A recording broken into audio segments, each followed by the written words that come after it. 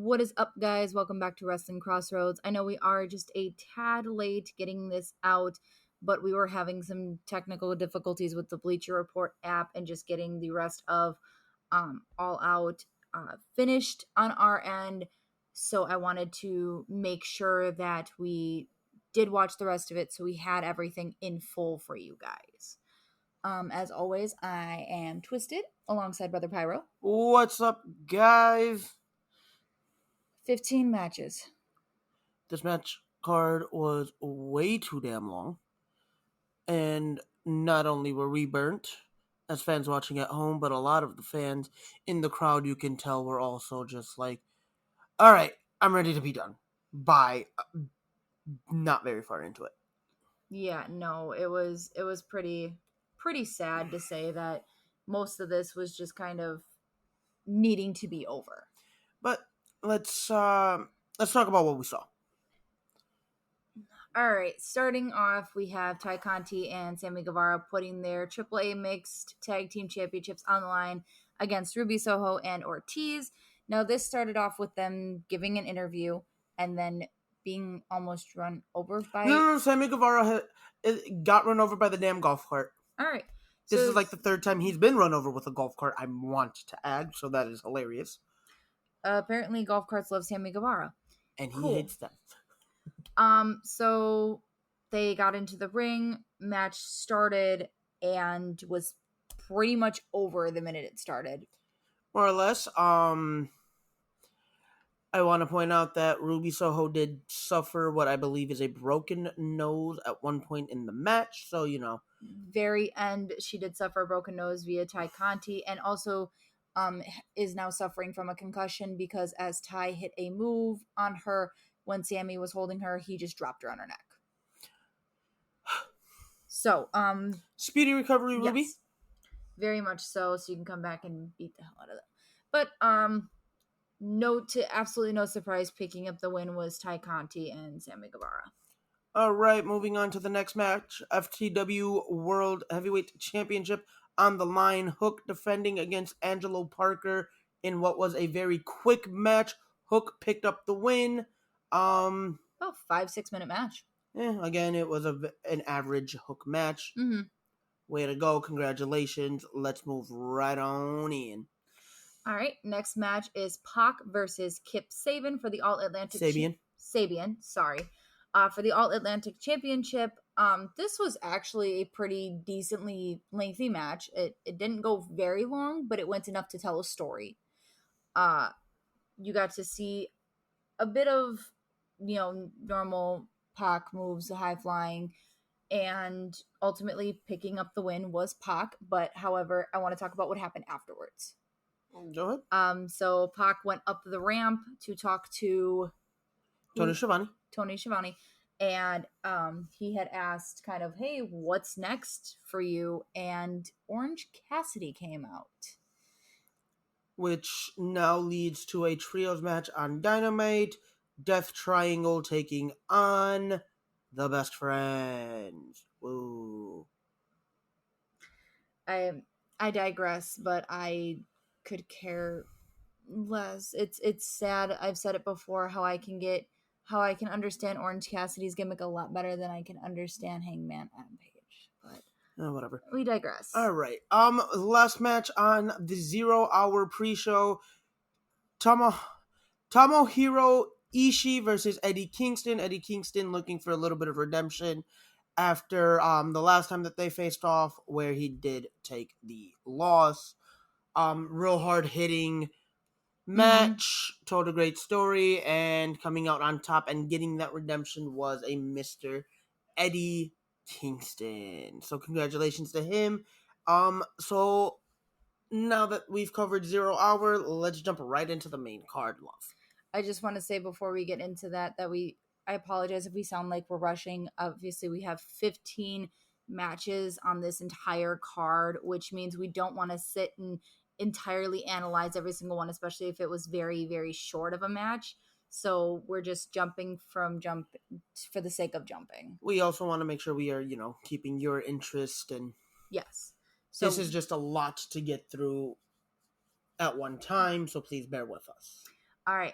Starting off, we actually opened with the Casino ladder match, which consisted of Claudio Castagnoli, Wheeler Yuta, Pento El Zero Miero, Rey Fenix, Roosh, Andrade El Idolo, Dante Martin, and the Joker. Now, this match was a lot of fun to watch. This was. Do you remember who started off this match? We saw Wheeler Yuta, I believe? Wheeler Yuta and Rey Fenix start the match. So that was fun. To watch them two just go back and forth for a while. And as the match continued to add participants, it became a lot less under control. But then again, it's a ladder match. There never really is control. No. You got to see a lot of different spots that were, again, just provided a lot of entertainment and got that pop that they wanted to out of the crowd. Yes. Let's talk about what we saw in the closing moments of that match, though. Oh, please do. So just a bunch of masked figures, came out, attacked the rest of the participants. And one masked figure in particular climbs the ladder, pulls the poker chip, which guarantees you a world title match in the future. Sorry, thank you. Mm-hmm. And then the Joker's countdown to, hey, your next participant, that clock, counts down from 10, hits 0. Out comes the Joker. He hands him the poker chip, and there ends the match, revealing himself as the one that pulled down the poker chip, was a Mr. Stokely Hathaway.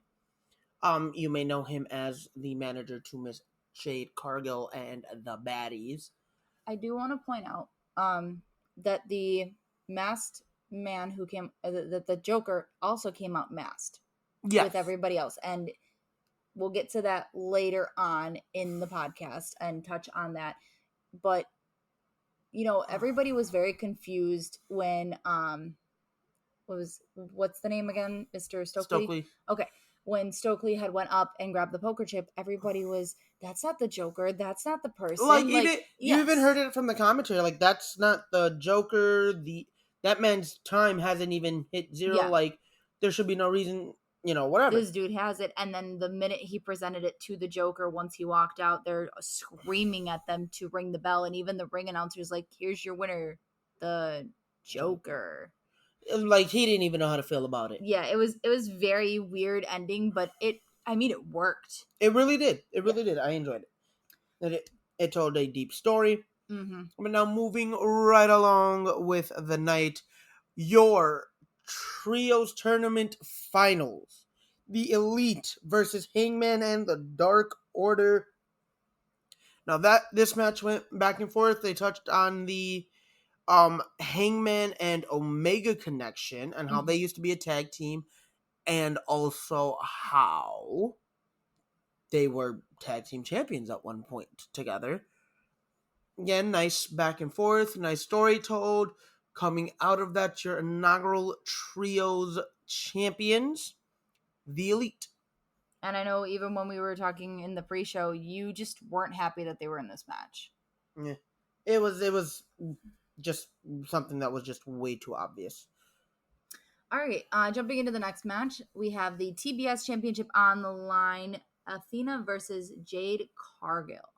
Now, I was really excited for this match, as were you, because we knew that Athena was a threat to the title. Oh, absolutely.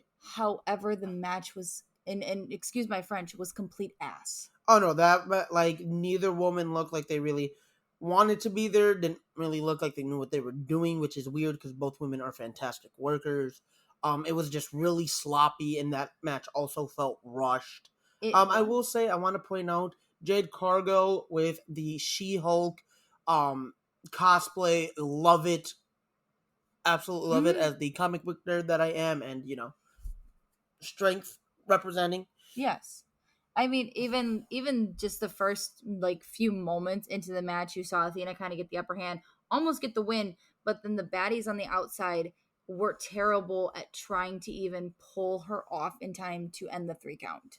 Oh yeah, no, that was they went to go, and that's what started the entire just sloppiness of this match. oh yeah, because that definitely should have been a 3 count.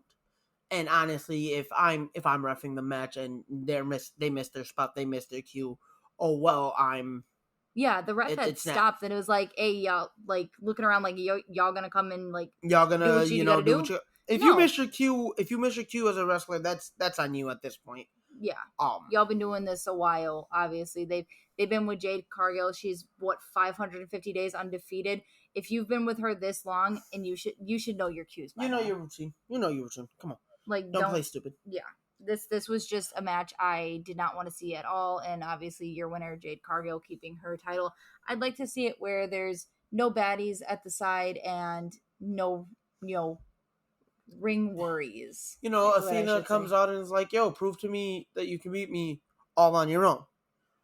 I'd love to see it because I guarantee you Jade Cargill would not leave with the title. Probably not. All right, take us into the next one. All right, the match I was most excited for: FTR and Wardlow versus Jay Lethal and the Motor City Machine Guns. Mm-hmm. This match really did tell a big story. Just even in the entrances, because Dax Hardwood, yes. Daughter Finley Walked out with them. You got to see the shirts of fight like an 8-year-old girl. Sanjay Dutt with a parody shirt that says "Fight like an 8-year-old brat." That was hilarious. But picking up the win was FTR and Wardlow. Post match, you got to see a whole lot. They tried Sanjay Dutt and his little crew.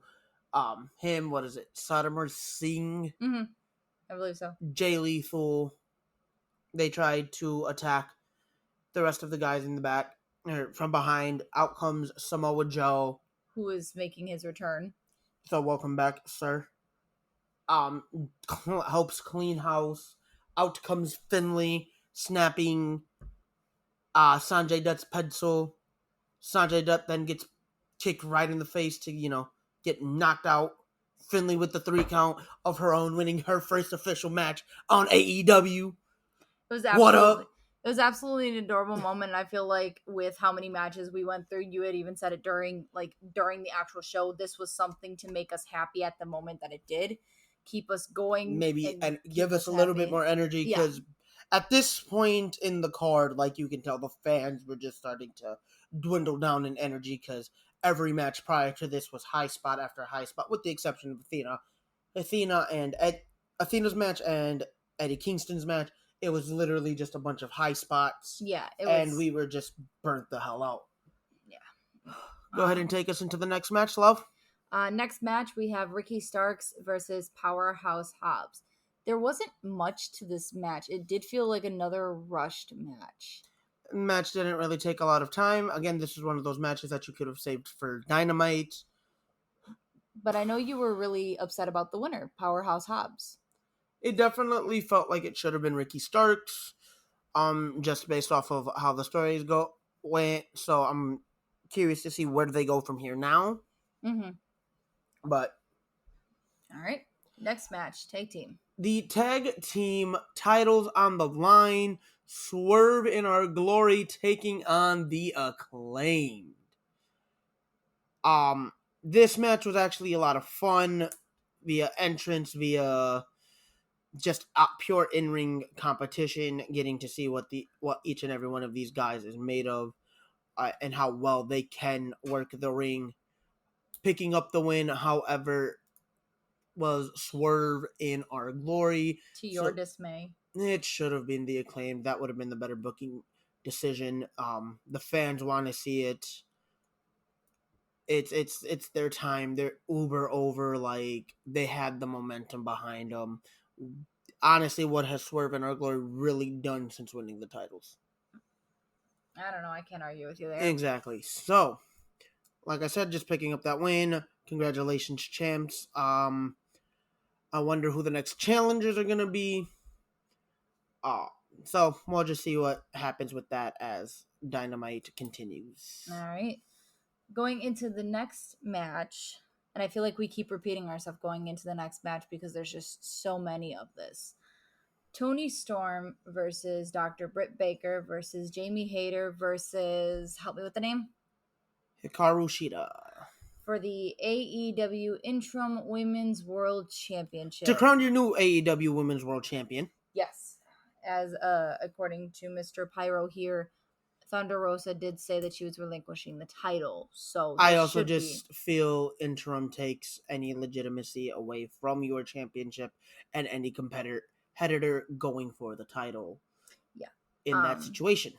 This was a lot of beautiful back and forth. There was not a temporary, a majority of the match alliance between Dr. Britt Baker and Jamie Hayter. Well, I mean, you do got to remember they are part of the same faction. They run with the same group. Yeah.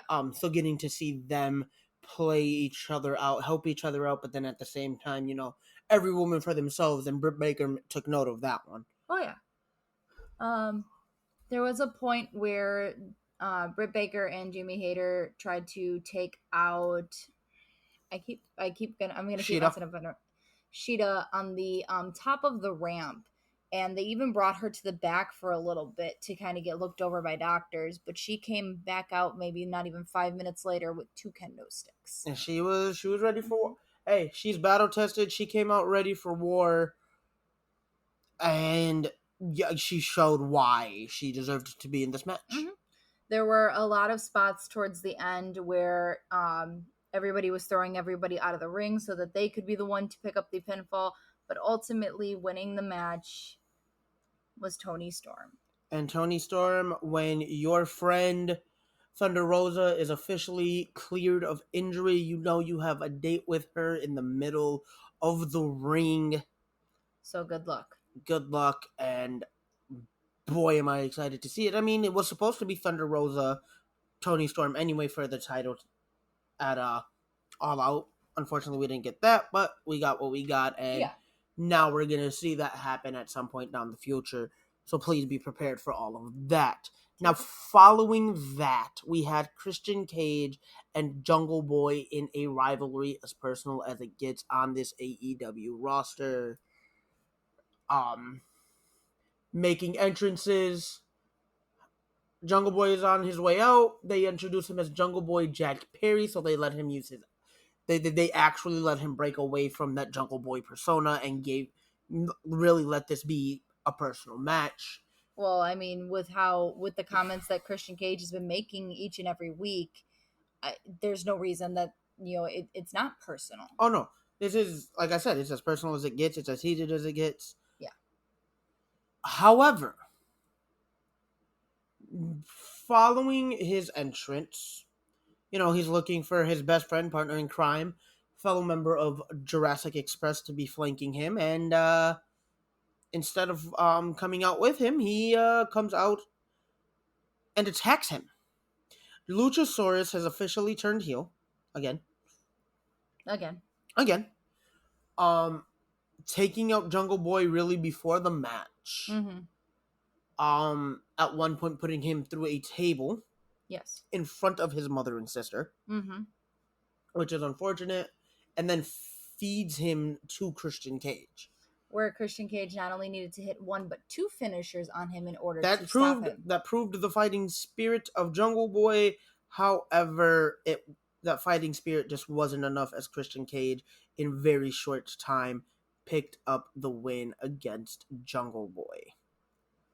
I think we need to see a rematch, maybe in a higher stipulation cage match, something. That's not going to stop Christian from having a few tricks up his sleeve. He's been around the block more than once. Oh no, but I think eventually in this rivalry, Jungle Boy does need to get his win, his redemption. Oh yeah, definitely. Most definitely. So going into the next match, and this is unfortunately where we started to have a lot of our technical difficulties, so we had to go back and rewatch all of the last 3 matches on this card. We have Chris Jericho versus Bryan Danielson. Now, when we talked in the pre-show, this was a match of wrestler versus sports entertainer. Again, a match you also could have given me on Dynamite. Yes. However, I mean, it was absolutely beautiful to see these men go back and forth. There was not a lot of and very actually few underhanded tactics, if any, throughout this No, match. this match was literally just a match for A this. match. Yeah, it was an actual Like match, let's wrestling match. You got to see Jericho of old a little bit, mm-hmm. the old school black and gold attire, the Yeah, Lionheart. Titantron, showing a lot of his older um matches and highlights. Yes. Like you got to see him young, and to see that side of him come out, I think was really good and what was really needed against Bryan Danielson. Yeah, most definitely. So do you see this match taking place yet again? I don't know if I see this match taking place again, but it definitely still has. There's still definitely some tension Mm-hmm. in what was the birth of this match involving Daniel Garcia, who was announced to have a match against Blackpool Combat Club member Wheeler Yuta for his Ring of Honor Pure Championship, in which Jericho did inform him, well, since you weren't out to celebrate my win with me, Mm-hmm. we're not going to be there In your side. to support Yeah. you as you have this match. And I entirely agree that that is on Garcia. Oh, definitely. So, I mean, he made his bed, he's got an outlay in it. But picking up the win in that match was Chris Jericho. And we thought it was going to go so many other ways. You know, we initially thought it was going to be Bryan Danielson. Oh, yeah. But picking up the win, Chris Jericho. And I got to say, I'm not necessarily mad about it. All right, your second to last match of the night. Man, did it feel like forever to get to that match just watching it, even without the technical difficulties. Yes. I feel bad for the people that had to sit there for like 6 hours. I'm pretty sure most of them left after like 2. I wouldn't be surprised. Trios match, House of Black taking on Darby Allin, Sting, and Miro. For a while of that match, you got to see Miro be a one-man wrecking crew. Mm-hmm. There was a moment where you saw Darby reach for the tag and Miro just looking at him and like, nah, I'm good, I got this. There's actually several times during the match where they did that, Where where you he saw was the almost like teasing him. Where you saw the hesitation in the tag. Not a lot of high matches. There's not a lot of high spots. No. In this one again needed. was a great just story and match. Mm-hmm. This really just told the story of, hey, Sting, Darby, you're interfering with House of Black business. Please leave us alone. Stay out of it. Mind your business. Because as we know, for the last several weeks, they've been trying to get Miro to join their ranks. I guess we'll just have to wait and see if that continues. Plus, there is some blood between Darby and House of Black member Brody King, so I think that made it easier for Darby and Miro and Sting to get along to take them on. Yeah. Picking up the win was Sting, Darby, and Miro, with Darby picking up the pinfall. Yeah, I gotta say, the last couple times that we have seen Darby in a match, it's been very rare that he is either A, the one to pick up the pinfall, or B, to even win. Yeah. So this kind of putting an end to his losing streak is really nice. Well, I mean, if you're supposed to be a pillar to the company, yeah, they shouldn't have you constantly losing. I do want to touch base on something on a video that has surfaced all over, and something you saw after the match upon making their exit, because this was off camera. Mm-hmm. So if you were there in attendance, you got to see it. Malachi Black hugging his House of Black members prior to leaving the ring, and then they get to the top of the entrance ramp, and not only does he blow a kiss to the crowd, mm-hmm. but he takes that bow, almost signifying or almost trying to say like, hey, I'm on my way out the door. I don't know what that really is supposed to mean, and I don't want to start any rumors or read too much into anything, because I don't want to get in trouble for nothing, and I don't want anybody else to get in trouble for words that I'm saying. No, it's just a curiosity, and it's a thing that you kind of saw, and if if anybody else has kind of thought about it, at least they don't feel like they're alone, more or less. But all right, following that, it is main event time. And then this felt like forever. All right, so we actually have a few statistics that we're going to run by you when we talk about this match. This match was CM Punk versus Jon Moxley for the AEW World Championship. Now, just this last Wednesday on Dynamite was their match. You had AEW champion CM Punk versus interim champion that wasn't Jon this Moxley. last Wednesday, but the Wednesday before, so it was about 2 weeks ago. Okay, so 2 weeks. Sorry, my bad. But you had that match where it ended in 3 minutes with Jon Moxley picking up the win, so he was the one walking in as AEW World Champion. Now, why don't you take us through the statistics that we have? All right. So I have a few stats here.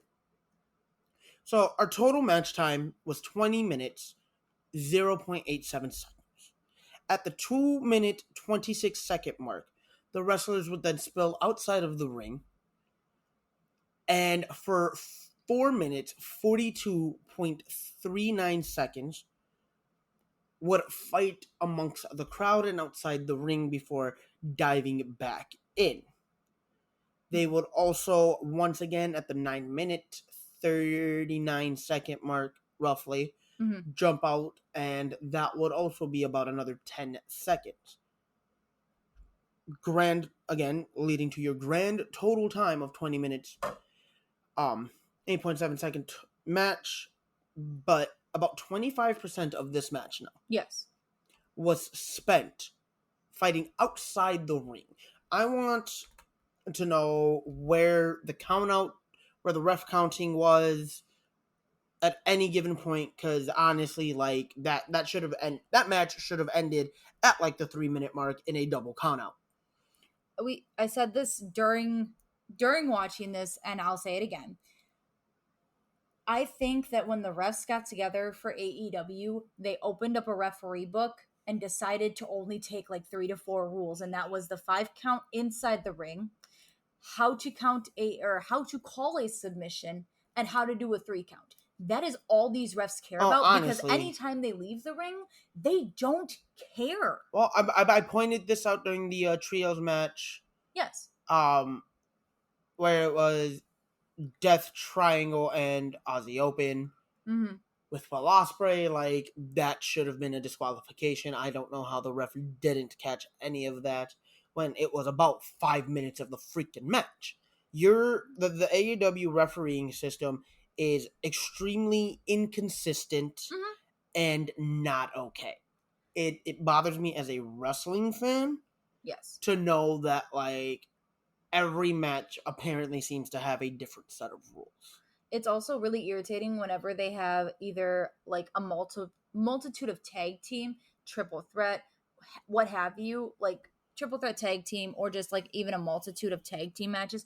It doesn't matter who the legal guy is. It's whatever 2 guys they can get in the ring, they'll continue the freaking match with. Yeah. And it's severely irritating, like you said, as a wrestling fan.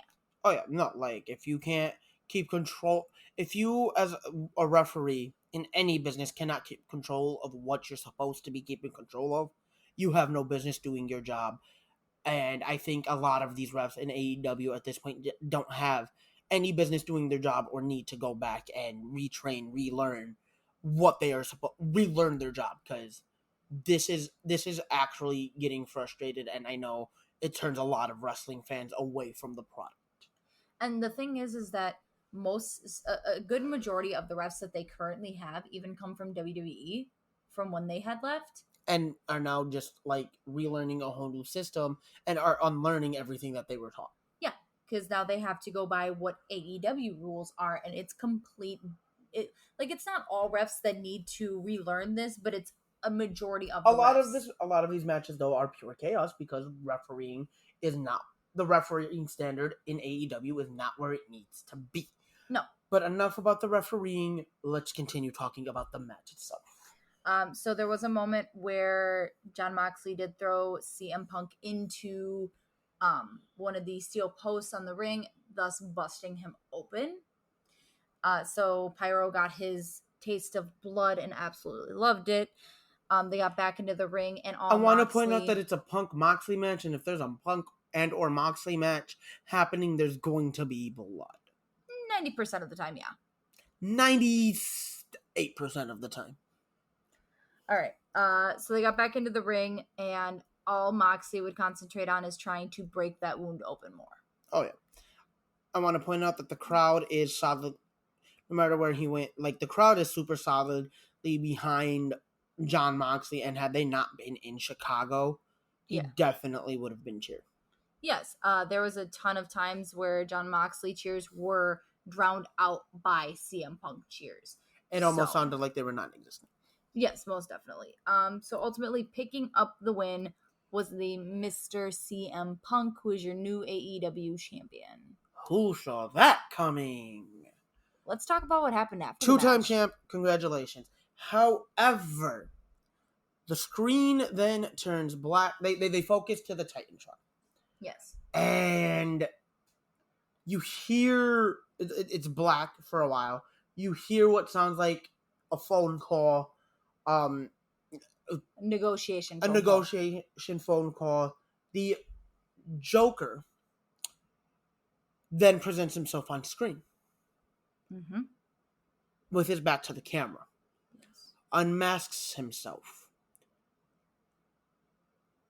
And then you see the iconic scarf.